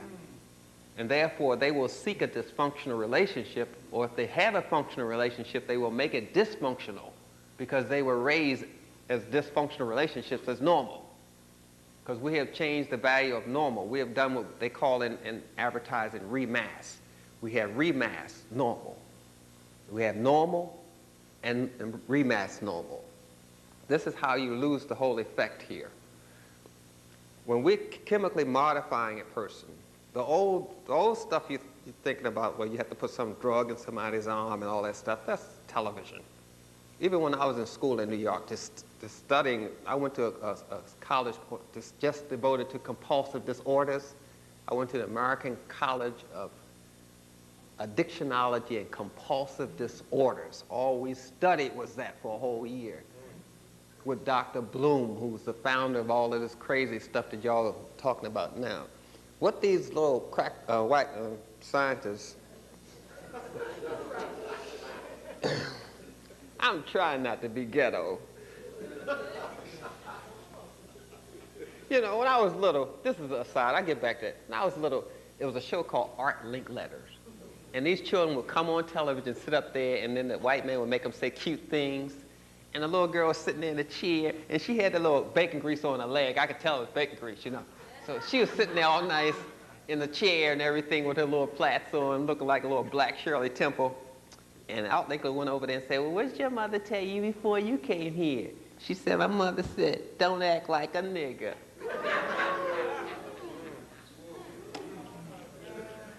In any case, so what has happened with this whole range here is that They taught us there's a virtual reality. You've seen this virtual reality, policemen and stuff. They have virtual reality policemen that can shoot you with a virtual reality gun and kill you dead. You think their numbers is a problem? Their technology is a problem. They got their technology to that level that they don't need but one of them. Sit around, run a computer, and keep all of us in order. So in any case, they got a virtual reality head that comes down while you're sitting in a chair, which in a couple minutes can reorganize electricity in your brain, just like that. Just like that. It doesn't take a needle and all that stuff. They went from working on crystallized melanin to liquid melanin to gas melanin, and we're just studying crystallized melanin. The game has gone all the way to gas melanin, and we're just studying crystal melanin. The game has already gone to another level. So in any case, what they've done now is started to make a new relationship to food. They start putting the vaccinations in bananas because they're trying to do a new relationship to food with the children, a crossing relationship. There's no difference between a drug and a food. To us, there's such a thing as a drug and such a thing as a food, but now they have done a remasking, they have crossing relationships, vaccination bananas. It's gone to such a, you can't conceive the mind of the European because we don't understand the mind. The mind is not what sick man Freud said it was. That's a Greek fairy tale. Oedipus, you heard of Oedipus and Id, and that's a Greek fairy tale. It's just that we don't recognize it as a fairy tale because they use the Greek language. But if he used English, you would say, that's a fairy tale. How can a grown man say the mind is structured like Goldilocks and Three Bears? That's what Freud did. The European mind does not function like no damn Greek fairy tale. You've been studying a fairy tale instead of the European. You got to study the European. You're studying the European's fairy tale. And you know the mind is not structured that way. The mind processes information. You listen to me and you're processing it, right? That's what you're doing. A mind that thinks does something totally different. Totally different. Because I can say one word and you start hearing music if you're black. Or you start shaking your leg if you're black. Because now you're storing information. You're storing it. And I said you stored it. You can go back and retrieve it later just by kicking your damn leg. That's black. That's why we move so much. Because we're storing them, we're talking to each other, doing all this. We're throwing information everywhere. Next time I need that, I just do like that. Got it. No problem. Storing information. So they're doing masking and remasking. When I was, where was I? I was in New York and they had an orgy in the 3rd grade. Because the teacher put the bad kids in the 3rd grade in one room and she went to the other room. She came back to the other room, they were having an orgy. They said they were playing Jerry Springass, whatever his name is. All this stuff is going on in the classroom. Totally different ball game. So we're crossing the relationship between food and a drug now. We also have another thing going on with learning. Learning that we used to do was like 1 and 1 is 2. Then the child says, yeah, 1 and 1 is 2, and 3 and 3, and go through that kind of progression like that. That's not how you do it anymore. You say 1 and 1 is 2 only if it makes you feel good. That's right. Because that's how they're learning now. It's only good if it makes you feel good. Only do your work if it makes you feel good. If it doesn't make you feel good, it's not worth it. You see, they're attaching a whole lot of things, riders, onto information now. So the mind control is done by the computer games, which uses European logic and European logic alone, which shows relationships where women beat up men. China, wrestler on TV, I don't know if you're aware of this, the children watch China. Women beat up men and men beat up women on TV. That's right. They have on all these crossing gender roles where there's no such thing as gender anymore. We used to say a man and a woman. That don't mean anything anymore. They have crossed genders now. So when you say a man and a woman, you haven't said anything to kids coming up now. So what you're saying is one thing, but how they interpret it is a total another thing. That's why these little, the Wayans, whatever those boys' name is, Wayans, yeah, the Wayan brothers, yeah. And this travesty Smiley, another issue altogether. These guys come on TV and that commercial for that movie is hitting an elderly black woman in the face. You've seen it. So they help in promoting this whole cross thing that's going on. One of them acts like a little gay guy, gets upset and the white man holds him in his arm.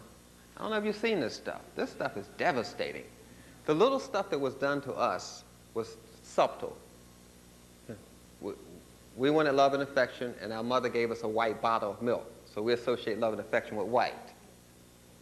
That's the effect of the bottle of milk. You think it's the cow's milk. No, it's the effect of associating white with love and affection with a white bottle of milk. But they're coming from a whole nother range now with this thing. Whole nother range. Nonetheless, I'll get more at that later. Yes, ma'am. Yes, Hotep. I remember you in Los Angeles 3 years ago with your debate. Oh, that homosexual debate. Homosexual brother. Oh, man. Woo, you tore him up. Anyway. But he wanted a date. Are you serious? You broke it down. Oh, yeah, that was a rough one. My wife took out insurance on me when I went out there, didn't you, Seela? The queen. Yes, ma'am. But anyway, brother, it's always something. Just a few days ago, I've been going through a cleansing, eating the live foods, all the raw and everything, cutting down on the cooked foods. And just the other night, sometime last week, I broke my raw diet and I said, let me go get some rice streams, right? Kind of had a taste for something sweet. And a few minutes later, my heart started racing. My heart was pounding and my body started vibrating. And I'm like, what is that? It was scary. I walked outside, which happened to be a cool night because I thought that would help me to relax. And I tried to lay down and it got worse. And I said, what is this? So I got on the phone and called up a friend of mine who studies nutrition and everything. He said, what did you eat exactly? And I told him, I said, rice streams. He said, what? Read me the ingredients on that label. I got to malt barley. He said, ah, that is it. He said, that's one of the aliases of MSG. So here we go with this monosodium glutamate. Can you tell us anything about that, if you know any other aliases? Because, I call myself trying to be healthy, eating right, doing everything, and here's something else, monosodium glutamate. You're putting it, it's in just about everything, Yeah, it's a salt. This monosodium glutamate is a salt. There are many salts, and many of the salts don't even taste salty. It helps the solution retain the water that it, like white sugar's name is corn syrup. If you see corn syrup, that's white sugar. Dextrose, glucose, all of those are another names for white sugar. Sucrose is a combination of fructose and glucose. And your body's not used to eating that high level of sugar. All of this high level of sugar which we are eating is rather abnormal. The older fruits and vegetables, which people call non-hybridized, were small. The big apple that you see now, those big apples, that was not around 1950. These big bananas and grapes, those were much, much smaller when our ancestors were eating them during slavery. We're eating them at they're so large and have so much sugar in it, it's really stressing our pancreas. It stresses your pancreas, which means that it kills the melanin centers in your pancreas. The melanin centers in your pancreas are called the islands of Langerhans. That's the driver of your pancreas. If you destroy the melanin, you make the person have diabetes. That's what causes diabetes mellitus, the destruction of the melanin centers. All drugs work by destroying melanin, slowing it up, or speeding it up. Slow it down, speed it up, or destroy it. It has to work on the melanin, or it's not a drug at all. The monosodium glutamate, or the salt, again, is dealing with the viscosity of the water. And African people send more signals via water than electricity. That's what we're not reading in this situation, our body chemistry. We send more information in water in our bodies than electricity or magnetism combined. Water has this characteristic. If you were to stick your finger in the Atlantic Ocean and take your finger out, that fingerprint will still be there. That's how they can photograph. The Navy has done it in 1960 with their photography. Photograph the Earth and tell you every place you have been and what age you were when you were there, because you left your melanin print there. Melanin leaves permanent memory. When you grow, your body lays out a blueprint that tells your nerves and muscles how to grow. And it's laid out in blue. That's why the Europeans, before they make something into a reality, they make a blueprint based on the human body. Everything comes from the human body. So your body makes this blueprint, and your nerves and muscles knows how to grow. Therefore, if you cut off a person's leg, they will have a false leg, and they say, my leg hurt, and you know they don't have a leg there. It's because the melanin leaves permanent memory. So if you stick your finger in the Atlantic Ocean, even if a storm and a tide comes, your fingerprint will still be in that water, because melanin leaves permanent memory. And if I want to alter your memory, I can alter it from your fingerprint. That's what I'm trying to tell you. I do not have to use you. I can use a witness, as they call it in psychic healing, a witness. That's what a dog uses when he takes a handkerchief from a man who's running away. He uses a witness which carries the same vibration, therefore he can find the man. That's the melanin in the handkerchief. That's what I'm trying to tell you. That's the melanin in the handkerchief. So to find you, all I have to do is find your melanin, and I can find you. I just asked you your melanin, where is it? And to do that, they have machines to do that this day. Very easily done. Remember, everything is based on your body. You have rhythms that come. Each organ has a rhythm, and if you want to find out how well an organ is, you listen to its rhythm. And we call it the auscultation system, and that's why they have a stethoscope. But the Europeans can only listen to the rhythm of the heart. They can't hear the rest of it. Hell, they can't even dance. So they can't pick up the rhythm. I couldn't see the time, brother. You can tell me. Yeah, say 5 minutes. I had that before. Yeah, I'm on color folks' time anyway. Is that 5 years? Or, you know?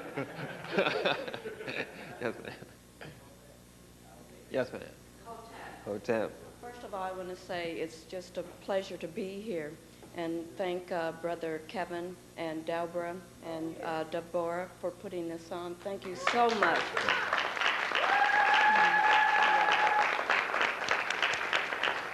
And I really want to ask 2 questions, but I'll ask them both and answer whichever is. Zendaya is from California. We have Florida and California. Oakland in the house, right. Yeah. Okay. What is the sperm washing? I've heard a lot about this lately, and I have friends that were not able to get pregnant, so they took his sperm and washed it, and then they impregnated her. Mm-hmm. Secondly, there's a lot of talk in the health food stores, melatonin, and what its relationship is, and where do they get it from, and how do we use it? Mm-hmm. Well, melatonin comes from serotonin. Serotonin comes from tyrosine. Tyrosine comes from phenylalanine. Phenylalanine is amino acid. That's the amino acid trail. Phenylalanine, tyrosine, serotonin, melatonin is all made by your pineal gland and melanin centers elsewhere in your body. You have other places in your body that makes melanin other than your pineal gland. And primarily, the serotonin lets you know when you're hungry. You know, when your level of serotonin drops down, you'll want something to eat. And you can't stabilize your serotonin without melatonin, which is made at night, so you have to get proper sleep to get your melatonin to stabilize your serotonin. And then you can't stabilize your melatonin unless you get proper sunlight stimulation to your eyes by looking off direction from the sun in the morning, getting sunlight stimulation in your eyes. You can tell when you're not getting proper stimulation of your pineal gland and your melatonin and serotonin if you start developing white spots on your skin. You're running a serotonin and melatonin deficiency, which you can measure by your blood pressure. If you take it when you're sitting down and then take it when you're standing up and the numbers increase, you have a melanin insufficiency. If you take your blood pressure sitting down and then stand up and the numbers decrease, you have a melanin insufficiency and deficiency. Well, you just have a shortage of melanin. All I'm trying to say is you take your blood pressure as 120/80 while you're sitting, then you stand up as 130/90, you have a melanin insufficiency. So you have to be able to gauge how your melanin is going. Of course, all of us have had these melanin tests because we're full of melanin. We go to doctors and they know we're melanin dominant, so they test our melanin. So if they're not doing that, then more than likely they're not helping you too much. What they're doing there is trying to demelanize the sperm, which they call a wash. If they take some of the melanin identity from it, or add more melanin to it, it's more susceptible to do things that they want. If you take some of the melanin and alter it in some way, you can direct the sperm easier. But if it has the melanin, it's going to say, hey, I'm too sick to impregnate somebody. That's what the melanin's going to say. I'm just too sick to do this. And it won't do that. But they have to take away that melanin in some way, so the melanin say, well, hell, it doesn't matter. I'm confused now. And it just impregnate anybody. And we call that a wash. But actually, it's alteration of melanin. All drugs and systems of radiation work on melanin. There's nothing else for it to work on. Radiation therapy, chemotherapy, it has to work on the melanin. There's no getting around it. Just like your microwave ovens, which was banned in 1945, invented under Hitler, Nazi Germany. They banned it because it's too dangerous, they said. Invented it as a weapon, accidentally cooked somebody. They say, oh, well, we can use it to cook food. Yes, sir. Yes, brother. My question is on antioxidants. I think there's a big thing going on about antioxidants and how you need them. And there are a lot of antioxidants that are coming out. Could you speak on that, if it's needed as a supplementary to your diet? And if so, what natural forms do you have? My second question is on the smoking of marijuana. Does that affect you in a negative way or positive way? Is it healing or not a healing type of thing to do? Okay. I'm only going to talk 5 minutes more long, but see, that's his question. So his question's answer may take longer. So don't blame it on me, okay? All right. So antioxidant is a theory based on a free radical theory. The antioxidants are vitamin A, vitamin C, vitamin E, and selenium.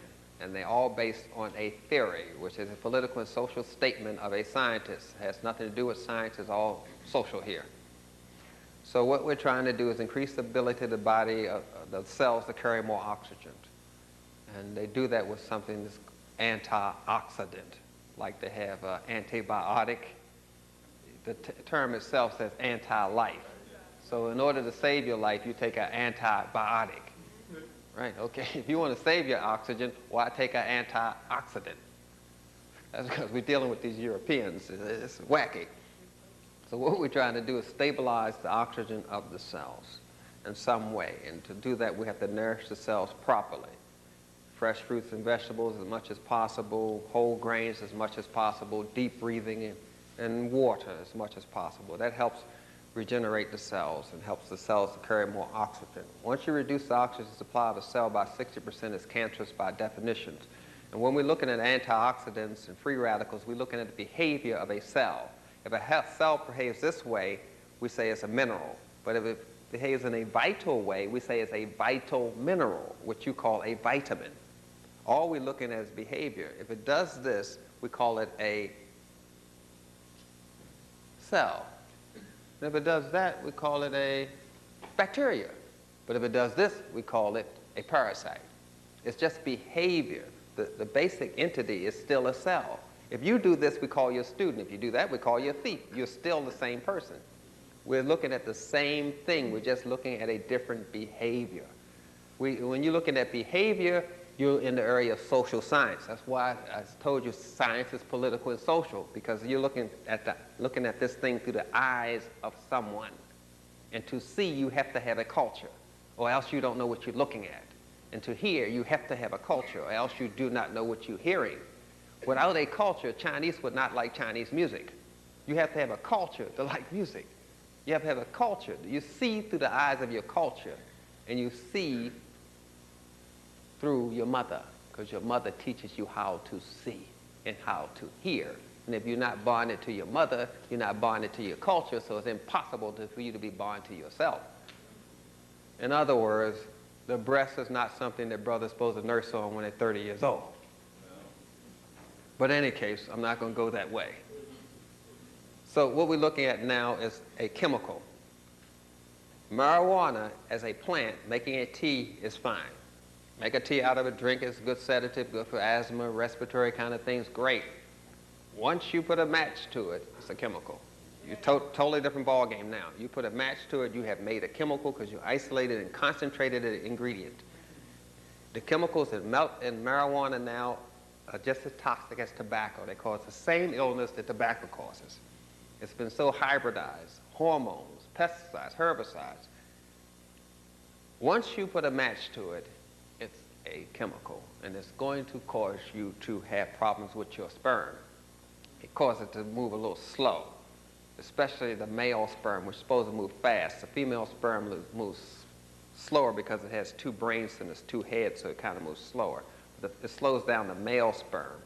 But we have been orientated kind of wrong, because the female defines whether a person's a boy or a girl. The female's sperm, which you call the egg, controls the body from the waist down. Females determine girl or boy. Male just determines character. But when you study European science, you're going to get the whole thing backwards, because the Europeans, they are ass backwards, if they can find that flat ass. But I'm not going to get into that. That's right. That may have been my 5 minutes. You got 30 seconds. I got 30 seconds. Go ahead. 30 seconds on nanotechnology.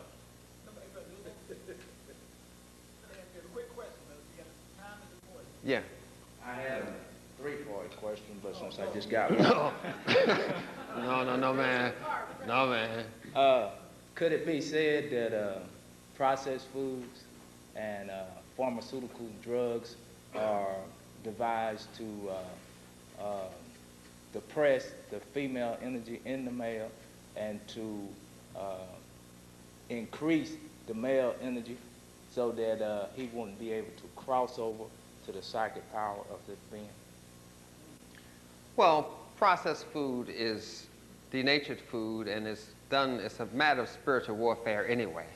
That's what science is spirituality.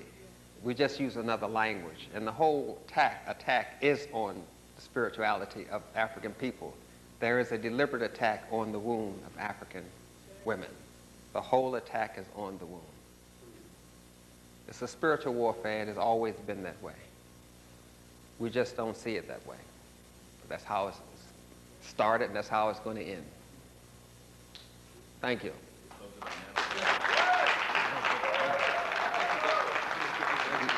You're going to unwire me.